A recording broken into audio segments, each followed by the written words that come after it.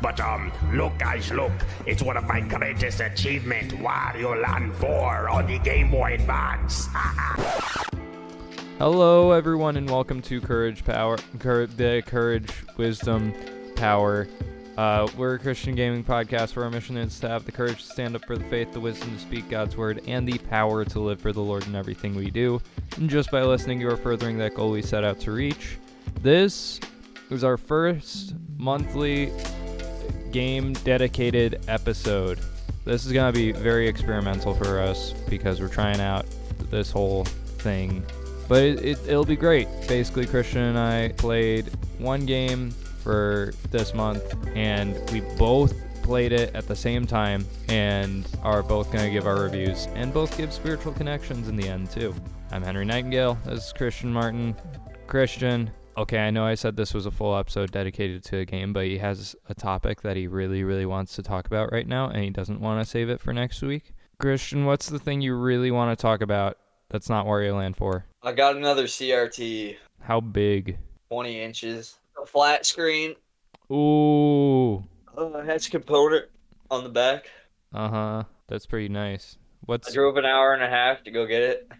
Oh my goodness. Where were you picking it up at though? Like was it like just some dude an hour and a half away, or because it was Facebook Marketplace, right? Yeah. Yeah. Dang.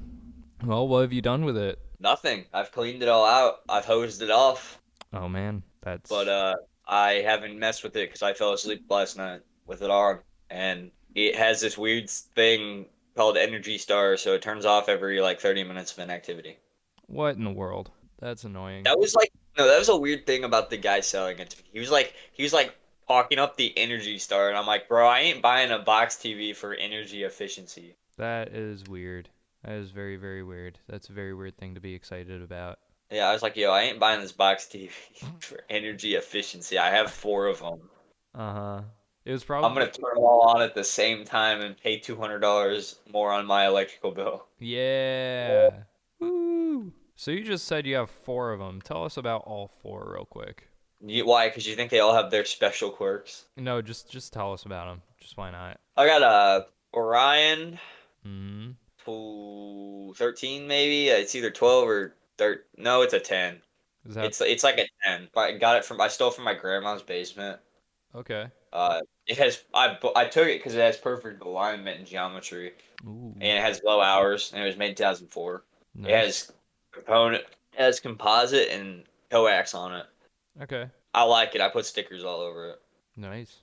And I use it for my VCR. And then I got my 1978 4-inch PVM, which I stole from your church. Yes, you did. It needs work still. I haven't done anything to it. I pretty much just put it on display. It's just really old. It has like dials for everything on the front. Yeah, it needs an alignment. I'm gonna have to take it apart and do an alignment on it. Cool. And then the Crack House CRT. The Crack House CRT. What's special about the Crack House CRT, Christian? It's from your house. And? It's SpongeBob. Yeah. It's a SpongeBob TV, like a CRT. Mm-hmm. It has SpongeBob's face on it, and his mouth is the screen. Mm-hmm. Pretty cool. I just fixed it finally. It has so many issues. Woo! It had so many issues. You gave me a TV with so many issues. It was from a crack house, dude. I mean... It was so disgusting inside, too. Did you find any in it? No, I found spiders and stuff. Lame. Genuinely, the cleanest CRT I ever got was the one that I bought yesterday, and it was weird because it was in the guy's garage and it was really dirty on the outside. Oh, man. Which one's your favorite now? The big one? The big one. I mean, I like SpongeBob, but the big one. The big one. I mean, I haven't even got to use it yet, but the big one. The big one. I mean, it is running in the background right now. It's warming up. Mm-hmm. Because I'm going to play some N64 after this. Yeah, cool. So what have you been doing? Something that I'm going to save for an announcement at the end of the episode when we announce what the next game we're going to be doing is. And yes, I'm going to save that for the end because I want people to listen through the whole episode if they really, really want to know. I want to know now. I mean, one really cool thing I did that I will talk about, I watched the extended cuts of the Lord of the Rings movies for the first time. Did you finish? Yeah. I finished. Wait, you haven't watched the extended cuts? I've never seen the extendeds before. Dude. Like, I've never seen the original version.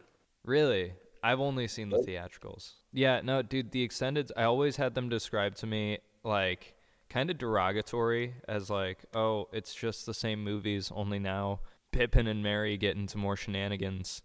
And I was like, oh, okay, that's fine, I guess. But I watched it, and there's like so much more that they add in that's actually like really necessary. Like, I was surprised by how much they left out of the theatrical cuts that were just like on the chopping block. Like, they were literally just already recorded scenes that they just cut out because they couldn't release 4-hour movies in theaters. Man, those are freaking good movies. Anyways, that's about as far as I can go because it's Lord of the Rings and like... But then your toilet read is the book. My toilet read for a while was the book, yeah. Someday I'll read it. Someday, but... But I mean, the movies are so accurate. There's really no reason to, yeah. No, like, it's the only movie I can say literally has everything that matters. Uh-huh. Like, the only things they leave out are, like... Tom Bombadil. Didn't they leave him out?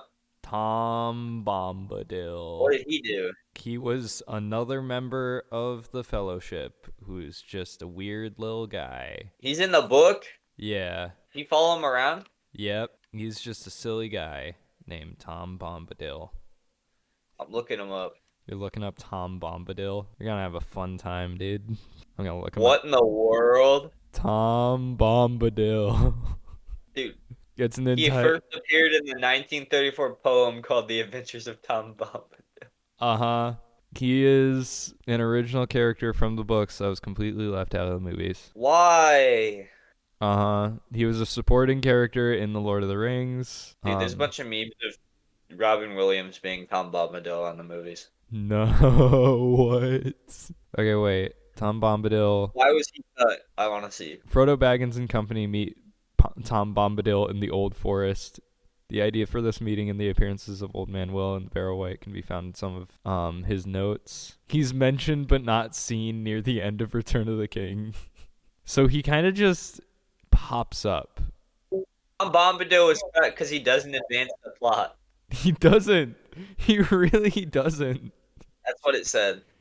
And also, he never confirmed his origin or race. Uh-huh. He's just there. He's just there. Tom Bombadil. He's in Rings of Power. I was just gonna say that. It's like, why is he in Rings of Power? He's in Rings of Power. Yeah, but Rings of Power isn't canon, so. Yeah, Rings of Power is stupid. So. It's also not very good. Yeah, it's stupid. It's not canon to the books. It's not canon to the movies. It's canon to the idea of Lord of the Rings, and that's stupid. I think that is a very stupid thing. Not even like good. I would be able to let it pass if it was actually decent. Uh-huh. But Lord of the Beans is better. Like, I love Lord of the Beans. I love Lord of the Beans. All right. Well, yeah, that's my thing. Anyways, I'll get more into that next week because I'm planning to do something else along with it. But right now, we got a specific topic on our mind to talk about. Wario's greatest achievement, Wario Land 4.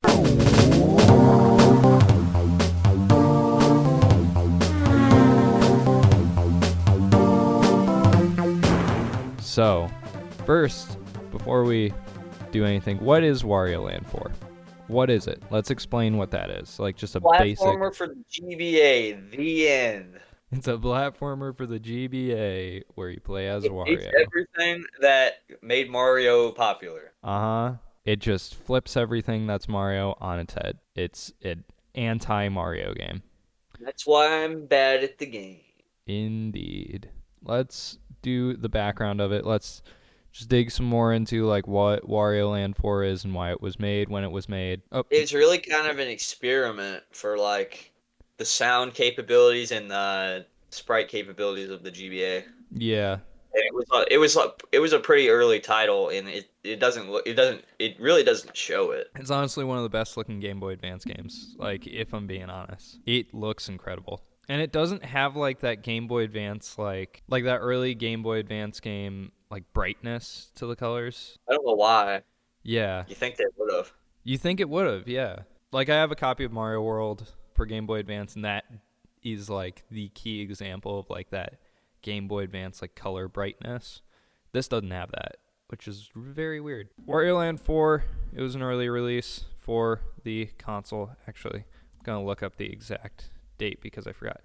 Came out in 2001, literally, like, beginning of its life cycle. So it came out in 2001, and it was probably the only original Mario adjacent platformer.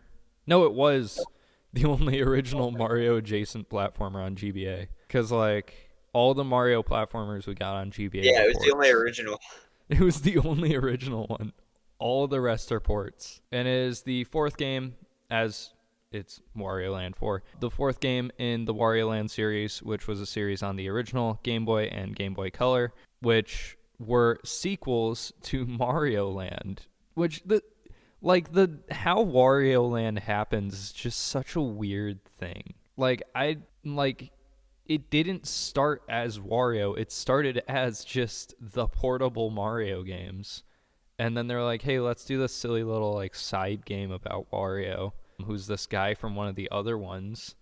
And then it just became its own series because that idea actually really worked. And then after this, we got 2 more Wario games, Wario platformers specifically. What were those 2 platformers, Christian? Wario World.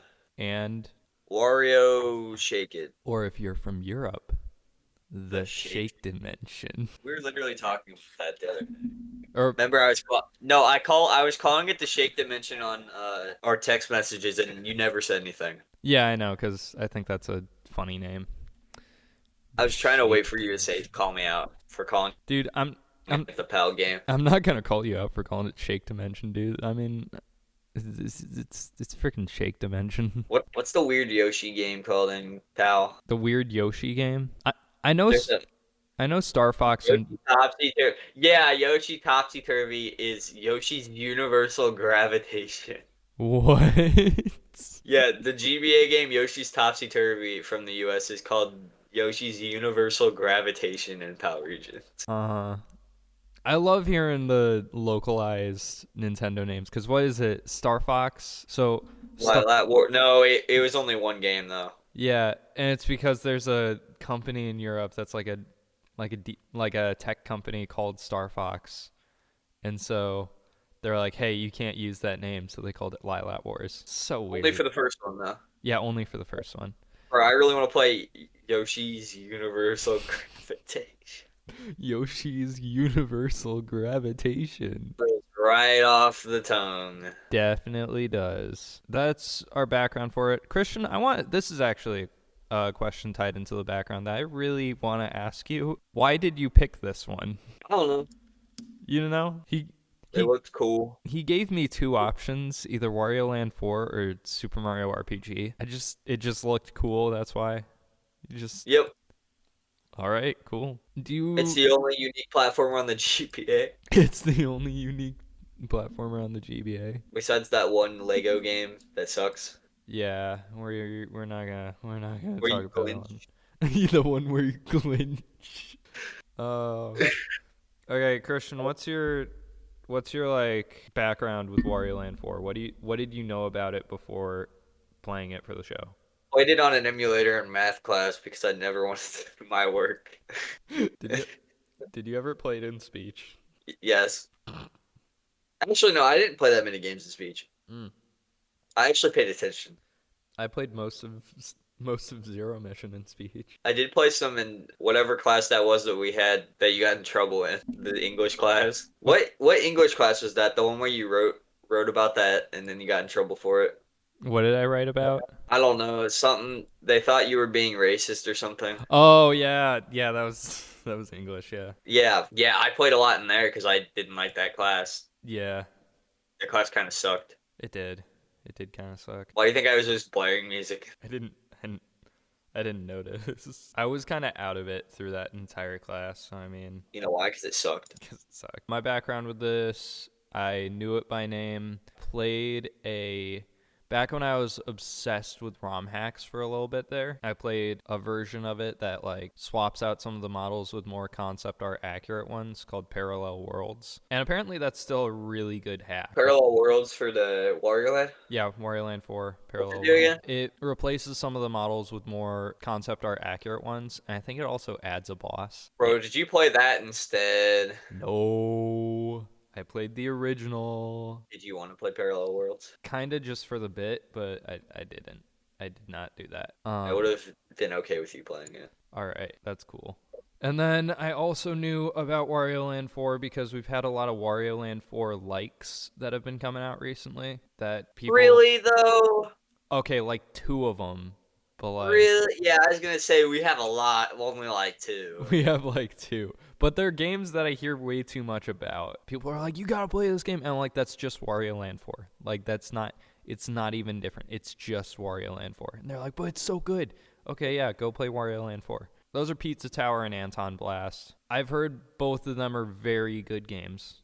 But also, they're just Wario Land 4. They literally are just Wario Land 4. You know, it's awesome in Wario Land 4. I wonder how many people who've played Pizza Tower have actually played Wario Land 4. Not enough. Not enough. Not anymore. Not anymore. Yeah, so that's my background with Wario Land 4. Before we get into like the critical, like digging in review, what's your overall thoughts about Wario Land 4? Like after playing it? It's definitely up there on my favorite GBA games.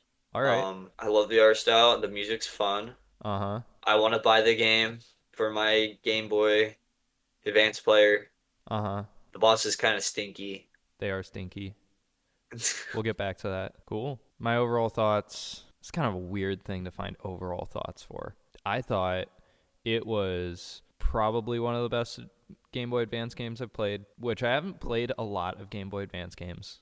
I should probably play more. And I really enjoyed my 6 hours with it. I thought it had some really clever mechanics that took a while to get used to, but like some of the later levels, like when you are used to those mechanics, they are really like some of the best levels I've ever played, which I'll get back to that. And yeah, the bosses are stinky. The music is so weird, but so like experimental in like a really cool way. The sound design's really awesome. We'll talk about that too. And yeah, I've got a newfound respect for Wario Land 4, I guess, now. I mean, haven't you always respected it though?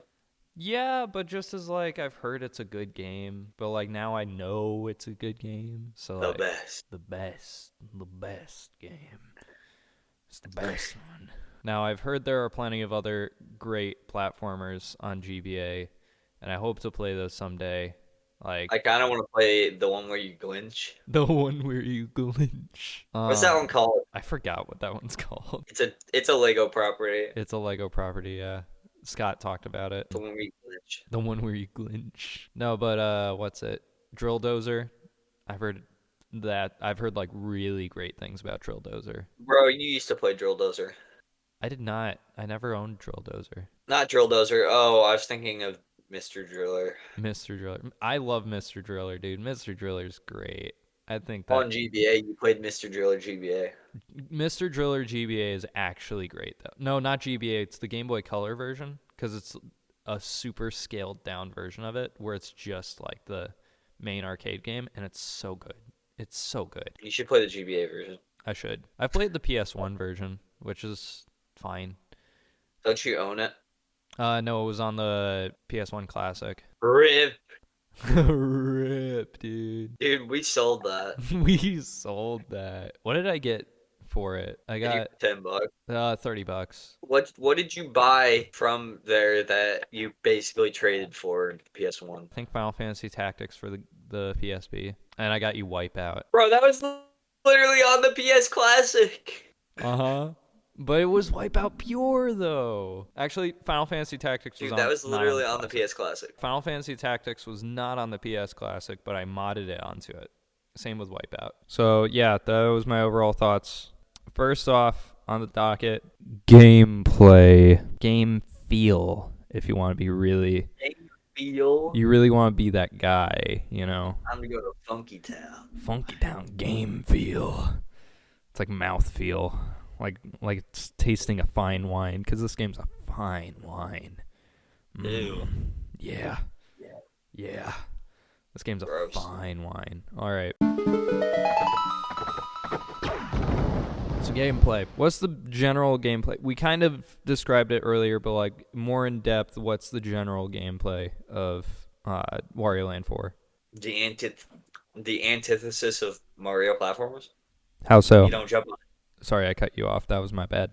Shut up. My bad. You can punch things. Or you can shoulder bash things. Yep. The levels are about exploration and not getting to the end. Mm-hmm. Also, at the end, you have to run back to the beginning. Yeah, you gotta backtrack, but like really, really fast. So Wario Land 4's gameplay is very opposite of Mario. You can't jump on things. You punch things, which, I mean, Mario 64 had punching. Like, that's not out of nowhere for Mario, but like, it's not normal for Mario either. Yeah, I never thought about how weird it was that Mario 64 had punching. Dude, when I first actually played Mario 64 when I was a kid, I was like all in on like 2D Mario and Mario Galaxy, and when I saw there was a punch button, I was like, what? Mario punches things? So when you do go backward in levels, like that doesn't just mean like, oh, you just play the level again but backwards. It's like Stuff changes. Yeah, stuff changes. It usually gives you a completely separate route, which this game really, really likes speedrunning. Like, this is the reason this game's so short is it's one of those games that it wants you to replay it. Like, it wants you to replay it like Wario million needs times. them beats. What? I said because Wario needs them meats. Wario needs them meats, which we'll get into that too. Gameplay is just really fast, really aggressive Mario. And also, another antithesis of Mario thing. If you get attacked by an enemy, there's a large chance you're not actually going to get hurt, and you're just going to, like, change forms. Get a power-up. Get a power-up by being attacked. A power down. Or a power down, yeah.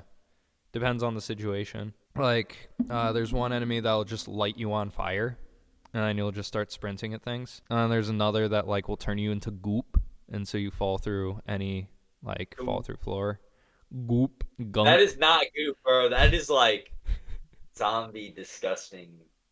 Rotting flesh. They turn you into rotting flesh, and you fall into sewer pipes and stuff. Yeah, it's disgusting. There's also a bee that you're allergic to, so now we know canonically Wario's allergic to bees, and so you turn into a balloon. And there's... I don't like that. Yeah, that was weird. Sucked. It was weird. Like the first level, or the second level, where you had to fly around in the... That sucked. Yeah, that sucked. Yeah. And then there's a bat that turns you into a bat. Like, you get, like, a vampire bite, and so you turn into a bat yourself. And there's... What was the other one? Snow. You turn into a snowball. Which, already in the gameplay, there's... With this, like, emphasis on speed... There's a bunch of different, like, maneuvers you can do to speed up. There's not just Sonic? Like, what? Is this Sonic? Is this Sonic? Yeah, since there's so much emphasis on speed, it's not just like, oh, you have the sprint button like Mario. There is sprinting, but it's more like a Kool-Aid man, like, wrecker through the wall. And there's what's it? If you crouch on a hill, then you'll just turn into a ball. And you'll just roll at a high speed without being stopped. And so the snowball does that, but, like, you can't control it. And I feel like there was something else. I don't know. Those are, like, the main ones. Oh, there's, like, a guy that turns you into a spring, and then you can jump really high. And then there's also another one where you, like, I don't know. What was the thing that the gorilla that throws a boulder at you does? I forgot what that does. I think that just flattens you. Yeah, that just flattens you. You turn into, like, a... No, that's like the crusher things. You turn into a pancake. Something turns you into a pancake. Oh, no, you get an apple thrown at you, and then you become fat. That was it. You get an apple thrown at you, and you get fat. That was it. That's what... Yeah, no, I actually remember it now. Yeah. You get fat, and then you're just a chunky guy. Bro, what did Ant Dude say about inflation and Mario games? Inflation and was this made by what's the team? Alpha Dream? Alpha Dream, is that you? The ones with the inflation fetish? The ones with the inflation fetish? Alpha Dream, is that you? Is that you? Yeah, so gameplay wise, No, Treasure made this game. Treasure made this? Did they? No, Treasure Yeah. made Wario World. No. What? No. Wait. Wario Land 4. I swear this game was made in-house, I thought. Yeah, no, this was made in-house. This was Are made you sure? Yep, I just checked it. This was in-house. Yep. This is an in-house game. Wario World was Treasure. I was about to look to see what the next thing to talk about was. Are we all good on gameplay though? Like, Yeah. cool. This is one of the big parts of it. The soundtrack. What is the soundtrack, Christian? I don't even know. It's a bunch of randomized sounds put together. Oh yeah, it is. And Wario sometimes will he does random sounds every time he gets hit too. Yeah, either like he can like howl like he's dying when he collects a coin, but then laugh when he gets hit, and that's a normal thing. Like that's supposed to happen. And this is more on the sound design front, but like when he like his laugh is just him saying "ha," and then it just like scaled down like 5 times, which is so weird, but like really creative. It sounds good, yeah. But yeah, there's a whole video about this that I'd recommend watching. If you just search Wario Land 4 video essay, it's the one that's about the sound design of Wario Land 4. That's it's like 40 minutes to an hour long or something like that. Yeah, it goes really in depth about it. But like this game's soundtrack is so extremely experimental. Like I feel like no one talks about it. Yeah, no one talks about it. Like you'll get something like the main title theme, which is real funky and weird, and then you'll get like that first levels theme where there's like it's just like really peaceful and there's like a lady singing in the background. Yeah, that was weird. That was really weird. And then it'll go back to like this, and it'll go to like a very video gamey like soundtrack or like a rock anthem or something like that, but with weird noises instead of like electric guitar or something. And it's just so deeply experimental. But then also so much of the sound design is just the most video game sounds you'll ever hear in your life. Like, I swear I've heard these sounds in like commercials making fun of video games. Like, they are the most video game noises ever. I think most video game noises come from this game, if I'm being honest. That's how like generic a lot of them are. But the stuff that they actually like worked on, it's so weird, but like in such an interesting way. Which tied into that, the main collectible in the game, the main like side collectible, what's that, Christian? What? The side collectible? Yeah, what's the main like side collectible that you don't need to get but you can? The gems? No, the other one. I don't think I ever cared enough. The CDs. Oh yeah, I got one. You got one? Did you get them all? No. I got them whenever they were in the path. Like, I didn't just mainline the game. I did explore a little bit. But the CDs are so weird, dude. Because they'll unlock access to tracks in the sound room that are nowhere else in the game. Like, they're just behind these CDs. And they are the weirdest tracks they could possibly be. That video that I recommended like goes really in depth about the CDs because it's literally like the composer of this game made an entire experimental album and then made it only available if you collect all the CDs in Wario Land 4. Like, it's such a weird thing, but it really, like, it's so interesting. It's so interesting though. Like, both on a game front and like a music front at the same time. And it really is like extremely experimental music. Like some people wouldn't even say like that ain't even music. Like those are just like soundscapes, some of them. Like one of them's just like it's like the sound design of someone walking down the street and past a bunch of different houses with different things going on. and like through different locations, and like you just hear him walk to each place, and it's just like a bunch of different stuff like it. Like it's like they were just screwed around with the sound, like with the sound files or something. Really interesting. Pretty funky. Pretty funky. Pretty funky. Nah, I was asking Christian for a spiritual connection the other day, and he was just like, the game is funky. What makes it funky? The music. The music is funky. The music is funky. Do you not agree, Henry? I do agree. It is very funky music. I swear, if you don't agree with me, I'm going to kill you. Do you get down in the club to Wario Land 4? Get down in the club. Are you in the club asking, yo, can you play the Wario Land 4 CDs? Bro, maybe Mickey Mouse's club, huh? All right, now we're going to talk about the levels themselves. What was that? What are you doing? Oh, Discord sound effects. Wait, will that come through? Oh, yeah, that's all coming through. Dude, we can do this. Oh, man. Oh, man. Don't overuse these. Do not overuse these. Do not overuse these. This is very fitting for this episode.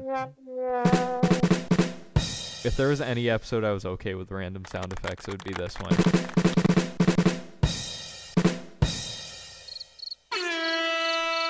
Okay, you're good. No. No. Are you good now? Are you good now? Okay. We're going to talk about the levels now. We're going to go through each of the hallways and just talk about the levels that we think actually do need talking about, which is most of them because they're mostly awesome. There's only like the first hallway that has like boring levels. Those levels aren't boring. They're just straightforward. They're very normal. They're very basic Mario. Okay, first off though, the where we can skip the Hall of Hieroglyphs. That's just the tutorial. I mean, it's just a tutorial. But first, so this game is very non-linear with how it does the worlds.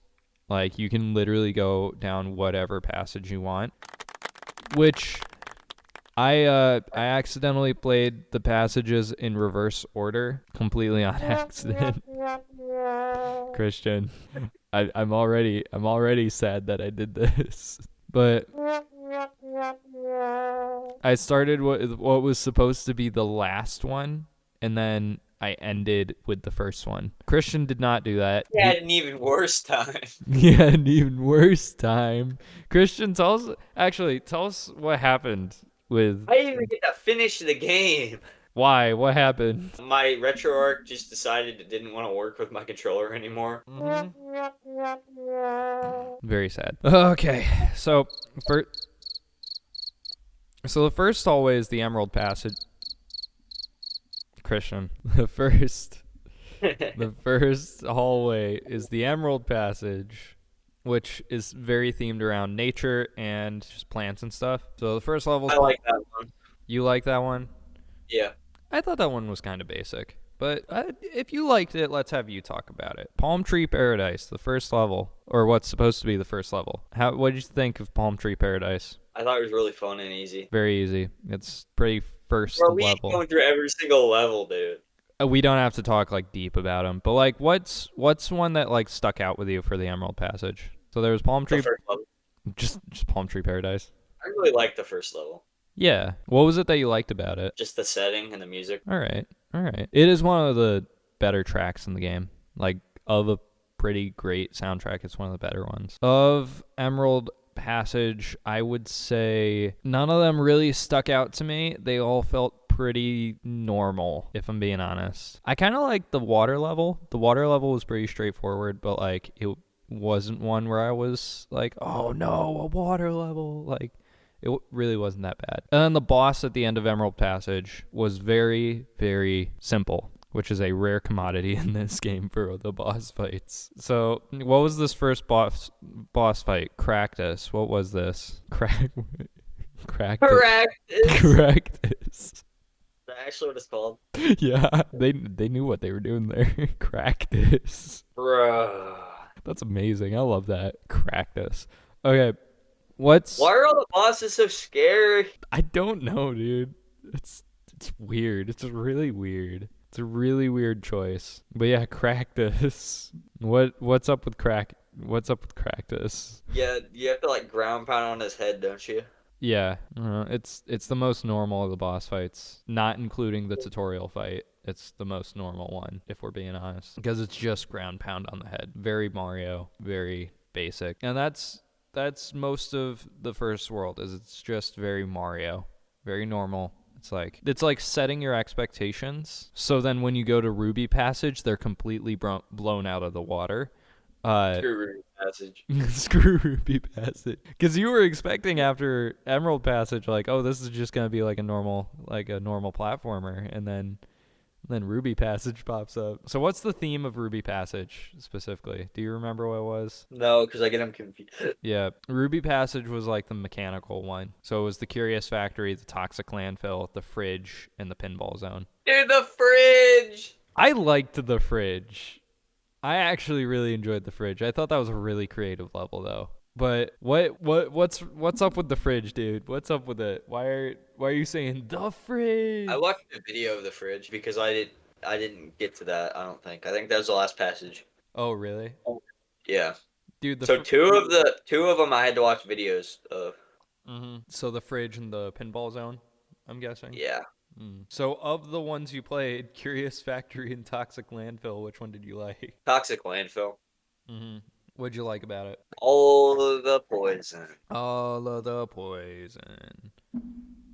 I liked that one because it wasn't really clear what you were supposed to do, so you're literally just left to explore. So that's also why I like that one. Yeah. I really didn't like Curious Factory because there were just so many things. No, Curious Factory sucks. Curious Factory sucks. It's just so, like, I don't know how to explain it. It's just weird. Like, the way they choose to do things is just really weird. And, like, the way they choose to hide things is just really annoying. And then the boss of this one, we got Cuckoo Condor. First half of the fight, easy peasy. Second half, oh my goodness, took me way too long. Because, like, do you remember what you got to do for Cuckoo Condor? Did you see the video for that one? Yeah, but I don't remember. So he lays eggs that you have to catch and then toss up, like, at just the right angle to hit him on the head. But if an egg hits you while you're holding the egg, then you'll drop it and it'll break. Or if the egg hits the egg while it's in the air, then it'll break. Or, like, just a bunch of different things can stop you. And, like, it takes a second for you to aim and fire. Like, you can't just, like, instantly do it.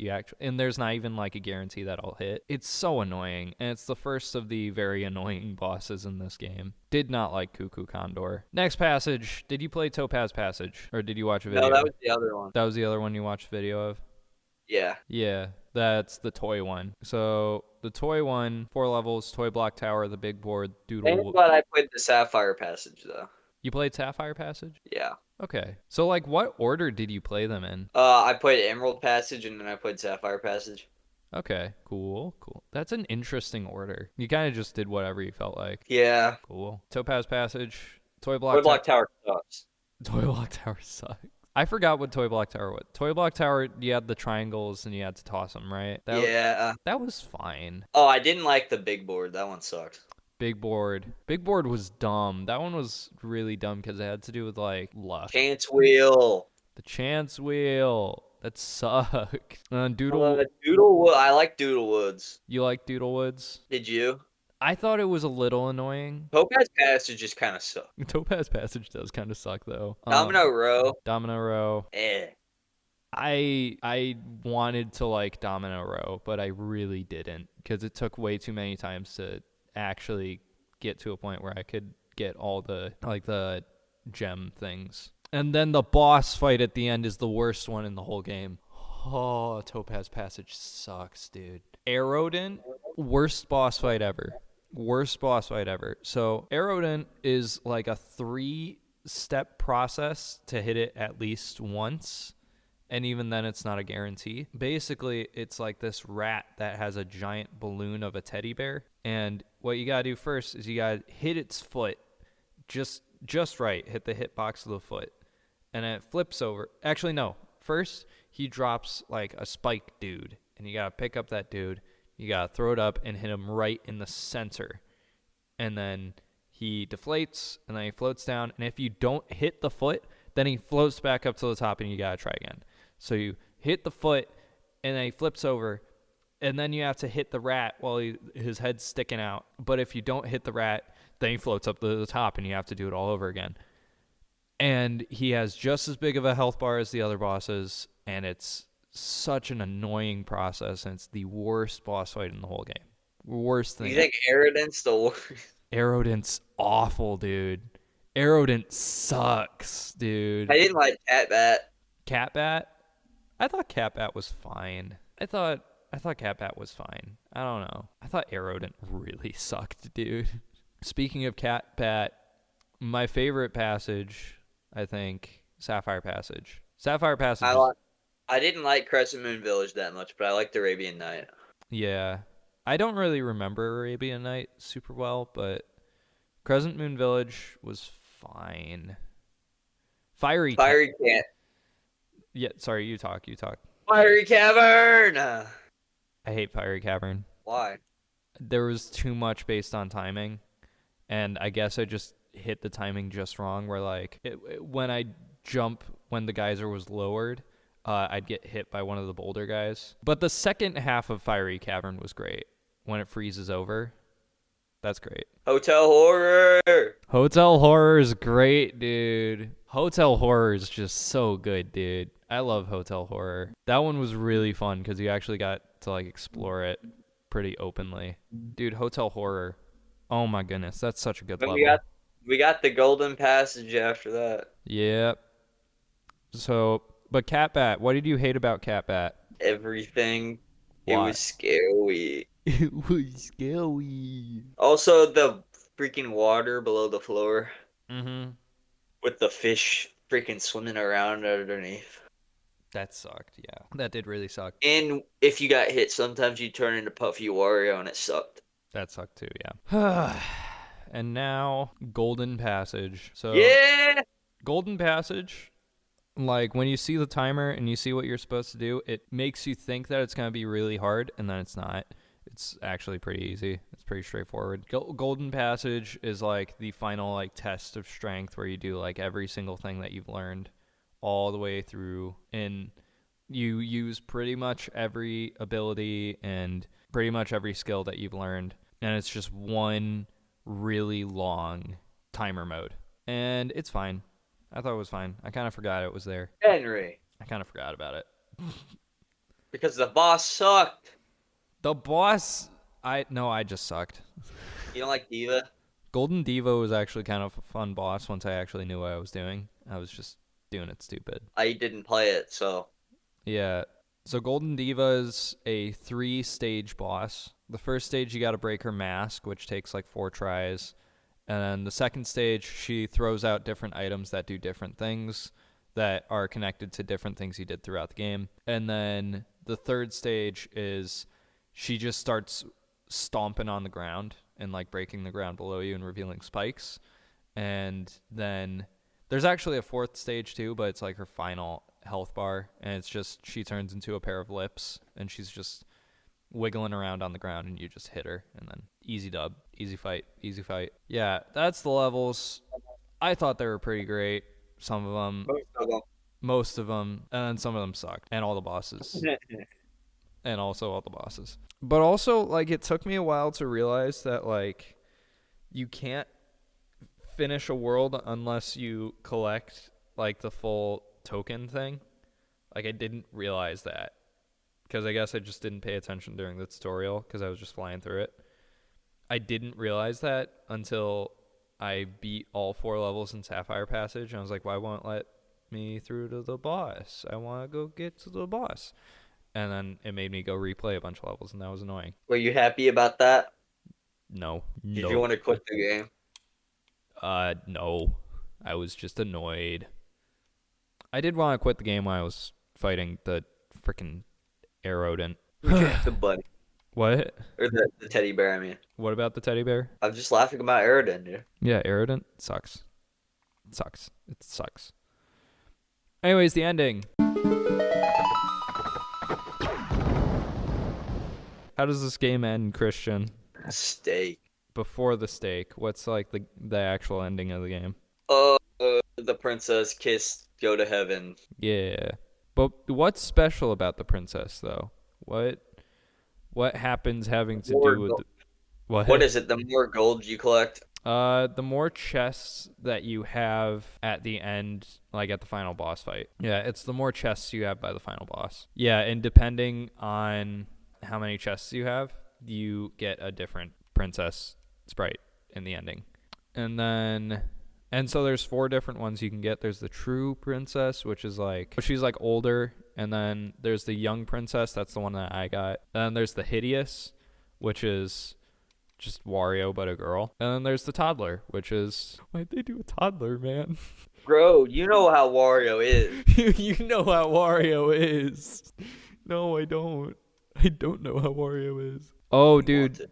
She's a spirit in Super Smash Bros. Ultimate. Yo. Wait, is she just on the spirit board? Yeah, she's just on the spirit board. That's cool. What in the world? Oh, yeah, also, spoilers, the shopkeeper is the princess. Oh, it's Mr. Game & Watch, dude. No, it's Mr. Game & Watch. I'm going to keep saying it's Mr. Game & Watch, yeah. I'm going to keep saying it is. The princess, and then depending on the difficulty of the game, too, you'll have a different car. You'll have a different car in the ending. And so the different cars that you can have in the ending, I think there's the one that's in the opening, like the low rider, and there's a pickup truck, and there's like a solid gold car. And like it is in that order of ranking, which I just feel like the pickup truck really fits Wario the best, if we're being honest. But I forgot like a big part of the gameplay, like entirely. But also it's probably because I don't have a lot to say about, but I'm gonna bring it up anyways. The mini games, dude. Did you? No, I didn't. Did you interact with the mini games at all? No. I played all 3. I thought they were fine. They were just fine. And so, yeah, you escape after the princess gets taken away to just heaven, I guess. Like, canonically, she just goes to heaven. And Wario just leaves in his car. And then the credits are just him speeding by remembering, like, all the things that happened. And then there's the end credit scene, which, did you watch the end credit scene, Christian? No, I skipped out. Dude, the end credit scene. I know what it is because you told me. Do you remember, like, exactly what it is, though? No. So the end credit scene is the opening cutscene where he almost runs over the cat, and then a newspaper article flies over the cat's face. Only instead of the newspaper article saying, like, pyramid discovered, missing princess, all that, it says stakes, eat as much as you can. And then you get, like, gold bars forming the words at the end. And it's supposed to be implying that Wario did this whole thing because steaks. He just wanted steak. Just wants steaks. I just want steaks, bro. I just want steaks, bro. All right, so that is the full commentary on Wario Land 4. Do you have any final thoughts of anything that we didn't talk about? Yo, mama. Should we get a Waluigi Land next? No, we should just play Psycho Waluigi. Psycho Waluigi. What's Psycho Waluigi? Bro! What's Psycho Waluigi? A fan game? I don't know this. Look it up. Okay. It's like the best fan game ever. Psycho Waluigi? Yeah. Okay. Psycho Waluigi. Oh, there it is. Psycho Waluigi. Mario Fan Games Galaxy. Bro, it's crazy. It's like awesome. MFGG. What? Oh my goodness. So it is just another Wario Land game, but it's Waluigi. Yeah, Ant Dude talked it up, dude. He loves it. Oh man. What?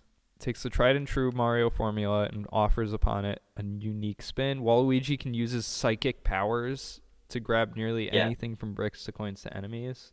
Okay. Oh, and it's bigger than Wario Land 4. Yes, it's a fun game. Yeah. Okay.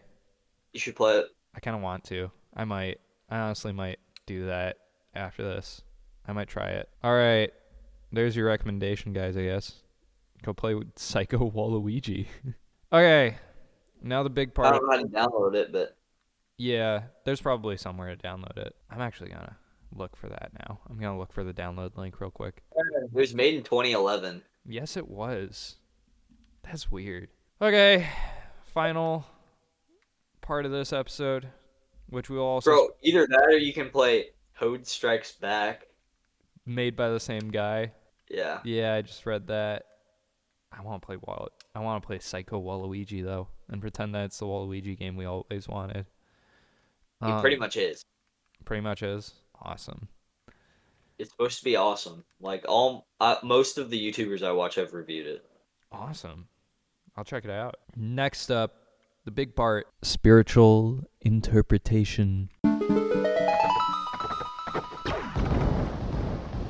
So we got two separate interpretations that we both dug into. Very different interpretations, but they do still tie together pretty well. So I'll start with mine, and then Christian will do his. Mine, well, Christian's is more law-based. Mine is a whole lot more about biblical narrative, and that's probably a trend you're going to see with these monthly episodes, that I'm going to dig a lot more into biblical narrative.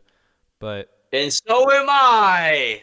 so are you. I'm going first. Shut up, Henry. Fine. Go for it. So, What I pulled from Wario Land 4. What did you pull? I pulled one of the deadly sins from this entire game. Ooh. Can you guess which one that is, Henry? Lust. Because Wario is hot. Yeah. Was I right? Yes. That's exactly what I pulled. Beautiful. Awesome. Also envy because I want to be Wario. Okay, but no, it was greed. Okay. So I wanted to talk about how greed does not give you or getting money in possessions does not gain you fulfillment. Mm-hmm. And so basically, throughout all the Wario games, he gets what he wants at the end, but he's never happy enough, so he keeps going for more and more. Like that's why he keeps going on adventures. Besides Wario Land 2, where Mario just ends up taking his castle. One of the best endings of any game ever. Wario just waves at him, just takes off. Mm-hmm. He's just like, I'm gonna take this back now. Uh-huh. So I'm trying to figure out the structure for this still. So. Oh yeah. You could probably start with a passage. I could read my passages. Yeah. So Wario never gets fulfillment from any of this. And a passage I pulled was, "The greedy stir up strife, but those..." Dude, I didn't write down where they came from. Dang it. I got you. I got you. What was it? The greedy stir up strife? The greedy stir up strife, but those who trust in the Lord will prosper. Proverbs 28:25. Yeah. I literally wrote that. I pretty much, when I did my research, I copy and pasted it from the thing, and then I put it in a doc. Uh-huh. So I didn't really do anything other than that. Oh, that's all right. And then, so that's more of a direct one that I pulled, which basically is saying worldly possessions don't matter. You're never going to be fulfilled by that. Only those who trust in the Lord will have fulfillment. Yeah. Because there is no fulfillment any other way. Yeah. So that's basically that's more of a basic one. And then the more complicated one I found was, "And he said unto them, Take heed and beware of covetousness, for a man's life consisteth not of the abundance of things which he possesseth." And that is I'm looking for it. Luke 12:15. Luke 12:15. That's a more of a complicated one, but it's more of a warning of do not be materialistic, because you'll never seek fulfillment. It's just saying more, be aware of your material possessions and just have it in your mind that they don't matter in the long run, and the only thing that matters is your relationship with God. Absolutely, yeah. So yeah, that's what I pulled from Wario Land 4, is that Wario needs Jesus. Wario needs Jesus. That's what we should always pull from everything. It's just specifically Wario needs Jesus. All right. So, greed will not lead you anywhere. Very good message. Only the kingdom of God will. All right. Good interpretation. Good job, Christian. Very, very good. My interpretation is less on the applicable side, but I'll make it applicable at the end. You'll see how I do it. But it's more comparing it to a biblical narrative, because that's usually how my brain works, because thanks to my Old Testament and New Testament survey classes, my brain's just been rewired to just always see the inspiration of biblical narrative in things. I'm not saying that this is inspired. This is just something that I saw personally. I want to make that clear. This is not actually intended. This is a subjective thing that I pulled. So, all right, thank you. So, you heard of Samson, Christian? Yeah, you ever? Okay. You ever heard of Samson? Yes. With the hair. With the hair, the Bible's greatest comedian, because he brought the house down. Wait, sorry. Yeah. Sorry. Yeah. Thank you. Wait, no, actually. Thank you. Yeah. I stole that joke from multiple people. I've heard it a million times. All right, so Wario to Mario. Okay. Wario to Mario. What's that whole what is that whole Dynamic? Dynamic, yeah. What's their dynamic? How would you describe it? They're opposites. They're opposites, yeah. Same upbringing, but completely opposite trajectory. Bro, it all started when Wario smashed Luigi's toy tower in the Mario movie.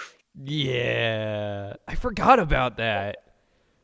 I completely forgot about that. Wario is completely opposite of Mario. That's the whole point of the Wario Land series, is it's supposed to be the negative version of a Mario game, the Bizarro Mario. And that's exactly what Samson is to Jesus. So, and I this was something that I heard from, there's a podcast episode from Ray Comfort's podcast where they went into detail about Samson's life. And one of the first things they talked about is the fact that Samson is the Bizarro version of Jesus. Dude. So, what? I freaking forgot how good the Mario movie was, dude. Yeah, I do that too. Sorry. Nah, it's all good. It's all good. The Mario movie's great, dude. Everyone always tells me dude, it wasn't that good, and I go, yes, it was. It was pretty great. It was everything I wanted. It was. They didn't have a lot 7 out of 10, everything I wanted. 7 out of 10, everything I wanted. No, seriously though. Yeah, that's true, yeah. But anyways, yeah, Samson. So Samson is found right in the center of Judges, which Judges is the heaviest book of the Bible, and probably one of my favorites because it's just really interesting to read. And also it just shows no matter what, we'll always find a way to screw things up. Judges is the book that takes place right after Joshua, which in Joshua, the promised land is finally given. The promised land is finally found, and it ends with this happy dance party ending of yay, we got the promised land. Things are awesome now. And then you go straight into Judges, and it's oh shoot, we screwed it all up. And yeah, Samson is right in the middle of it. The era of the Judges was God would appoint someone to be a judge of his people, and he's exactly what the name implies. He's judging the people for God. And so Samson was supposed to be that at this point, and this is where the typology of comparing him to Jesus comes from. His mother was visited by an angel and told that your son is going to free the Israelites from captivity. Your son is going to lead them to a new day. He's going to be a savior. And Like, that sounds pretty familiar. And then, like, also the angel goes to the husband and does the same thing. Sounds pretty familiar. And then it says, like, throughout his childhood, he was, like, stirred by the Holy Spirit even. Like, that sounds like Jesus' upbringing. The only difference, Jesus is perfect and holy, and Samson is human and broken. And so this whole story is showing, like, what if, like, it's like this almost what if scenario of, like, what if we put all of the, like, upbringings and emphasis that happened to Jesus onto a normal man? Catastrophic results. Catastrophic. He immediately, like, screws everything up, becomes this being of greed and lust and pride. Like, the people who say Samson is a biblical hero have obviously never read his story before, because he is an awful being. He is an absolutely awful person. He breaks nearly every single, actually by the end, he breaks every single command that God specifically tells him to do, including cutting his hair. And he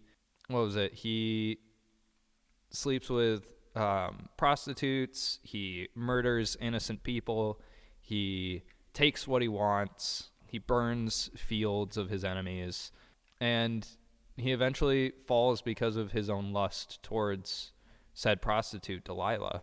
And then he cuts his hair. Yep, then they cut his hair because he tells her that that's his, like, he tells her that that's his weakness, and so she pays off some guys to cut his hair and take him as a slave. And then he's tied to, like, a temple wall to be, like, this show for the people who are sacrificing to their false god. And he's just like, hey, look, we got Samson. Our God is stronger because this is God's soldier, and we just took him. We just chained him up like an animal. And so Samson cries out to God one last time and says, Lord, I know I screwed up.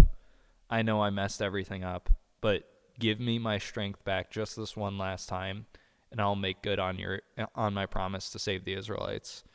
And so with that one last breath, he rips down the temple, and it crashes down on all the pagans inside, and then also all the people on top, like, all fall to their death. Because it says there were, like, about 1,000 people standing on the roof. And it was a happy ending. And it was a happy ending, because then Israel was totally okay. No, it's only halfway through Judges, so thanks God. Day, Israel was okay. And then Israel was okay for about 5 seconds, and then back to Judges shenanigans. But yeah, what I want to say here first of all is how Samson aligns a lot with Wario, specifically in this ending, with, like, how he screws up and is a being of greed all the way up to the end, and yet he's still used for good. Like, in Wario Land 4, like, he still, like, defeats this, like, evil lady, like, this evil pyramid thing. Like, he still saves the princess. He still does a good thing. Sure, he does it out of greed, but he is still used for good. Just as Samson, like, gets into that scenario because of his greed. He is only there because of his greed, and yet God still uses it as a way for him to save the Israelites. Again, for about 5 seconds. But still does it. And so how we can, like, tie this back to the gospel, how we can still make this, like, how we can still make good on this is, while Samson was not perfect and Samson screwed everything up, Jesus was perfect and Jesus didn't screw everything up, and he had that final sacrifice moment at the end of his life, and he paid the final sacrifice for our sins. And now, just like Samson, we can be redeemed. Like, no matter how screwed up we make things, no matter how far we fall, we can still cry out to God and say, I'm so sorry, Lord. Please forgive me. And God says, you were forgiven on the cross. Your sins were paid for. So go, my son, and preach the gospel. Like, even, like, no matter how screwed up we get, we can still be used for good. No matter how deep into a bad situation we get, God can still use where we are to do good. And so that's the connection I made from Wario Land 4. Overall message, because I want to kind of see if we can tie these together a little bit. Greed bad. Greed bad. The deeper you fall into greed, the worse it gets. But even then, God can pull you out, and you can see that true fulfillment is... He can help you tear down buildings. He can help you tear down buildings. Indeed. All right. Well, Christian, Wario Land 4, good game. Good GBA game. I would like to announce our next game. I was about to tell you to do that. What's our next game, Christian? Okay, I wanted to run this through with you. Yes. Can I just play Wind Waker 2 and then we can play Twilight Princess later? Sure, why not? You just really want to play Wind Waker, don't you? Yeah. Yeah. So originally I was gonna play Wind Waker and he was gonna play Twilight Princess, and we were gonna like bring them together. But I guess I mean it's Wind Waker. It's Wind Waker. Like, why wouldn't you want to just play Wind Waker? I've only played it like 10 times. I've only played it like 10 times. Yeah, I'm good with that because Wind Waker is an incredible game. And even if you played it 10 times, it's still amazing that 11th time.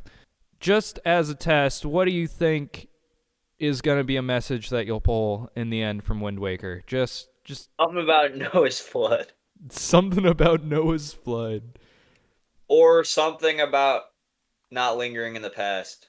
Something about not lingering in the past. That's what a lot of the characters in that focus on. Oh, yeah, definitely. I'm thinking that... And that game focuses a lot on making way for the new generation, or paving a path. Mm-hmm. Yeah, forgetting the past and making way for a new future. Yeah. Yeah. I think the message I'm going to pull from it, which is probably... It's based on my favorite factor of Wind Waker, that like when I put that into perspective, it like completely reshapes like how I see the game. But how like even a nobody can be used like to strengthen the kingdom. Even like because Bro literally shoves his way into the prophecy. Yeah, that's not Link. Like, that's like a fun... I'll get more into it when we actually do the episode, but Wind Waker Link is not Link. He's just some dude wearing a costume. Like, he's just a dude wearing a Link costume, and yet he's still used. And I think that's awesome. He literally makes himself into the chosen hero. Uh-huh. And, like, he's not even the chosen... Like, even by the end, like, he's not the chosen hero. Because there was none anymore. Yeah. He's okay. I'm cooking things even more. Okay, I'm gonna save it. I'm cooking. No, like actually, things are cooking in my head. Theology stuff's cooking in my head. Okay, I'm gonna save it. I'm gonna work on that for the next month. I'm holding that in my head. Okay. So where are you at on Wind Waker right now? I am about to get to the boss in Dragon Roost Island, and I just started like yesterday. Dude, I forgot how quickly you can fly through the like first act of that game. Yeah, but the first act's like really good. It is really great. I love it. I think it's the post office mini game, dude. Yeah. Anyways, saving that. I'm at Forsaken Fortress. Like, okay. 'cause I've been playing I was just playing it while I was testing it. I was calibrating my TV. So yeah. Okay. And I get to play it on my new TV. Yeah. I'm gonna play. Can I play? Oh yeah. Help me pick the version of Twilight Princess to play after, though. Yeah, HD. Should I play HD, the Wii version, or the GameCube version? HD. I own them all. Just go HD, dude. I paid a lot of money for that. Yeah, you better play it. But that's okay. Thing is, I got to the Twilight Realm. I got to the last dungeon of the game, and then I accidentally reset the game. Oh shoot! So I've pretty much played all of Twilight Princess. Okay. Do you want to do Twilight Princess after Wind Waker, or do you want to put it after the thing that we're playing after Wind Waker? Depending on how we feel.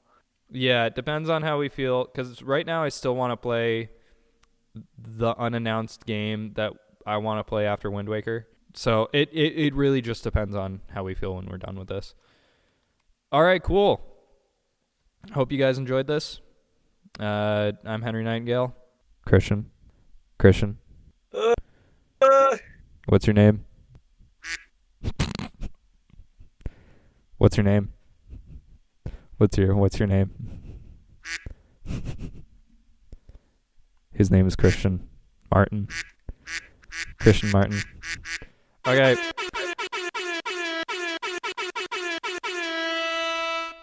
Please subscribe to our Patreon. Okay. Please, please, Yeah. please go to our Patreon. Henry, proceed with threats. If you don't subscribe to our Patreon, then we will raise the tariff. We'll raise it even more. We'll bring it to like 65%. You're welcome.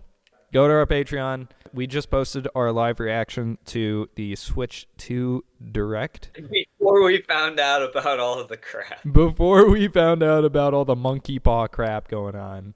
But it's still a fun time, so I hope you guys enjoy that. Go to the Discord, start talking in there, and I will too.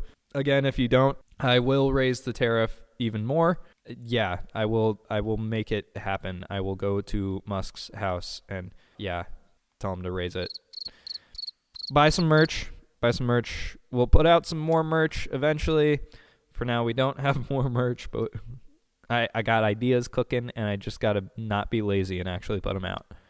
But for now, buy the Sell Your Skylanders shirt, and hopefully the funds from that, and also the funds from selling the Skylanders. Dude, I don't want to list them all. But Switch 2, Christian. But Switch 2. Maybe I'll just post that one that's worth like $175. That's a good idea. That's a very good idea. Share the show. We're a word-of-mouth show, so any way you can share it with others who would enjoy it would be super beneficial. Please go tell people. Credit to the team, Rylan Anderson, our producer and graphic designer, Colton Anderson, our creative/content advisor. Who doesn't watch the show? Who doesn't watch the show? He advises the show, and then he tells us things that we've already done and recommends them to us, and then acts like he watches the show. Indeed. If you're on Spotify, scroll down to the comments and tell us what you thought of the episode, and also give us a 5-star rating. Remember to have the courage to stand up for the faith, the wisdom to speak God's word, and the power to live for the Lord in everything we do, because just by listening, you are our goal we set out to reach. Thank you guys so much for listening. This has been Wario's greatest achievement, Wario Land 4 for the Game Boy Advance. Hope you enjoyed. Next time, tune in for Waluigi's Psycho Waluigi. Psycho Waluigi. Bye-bye.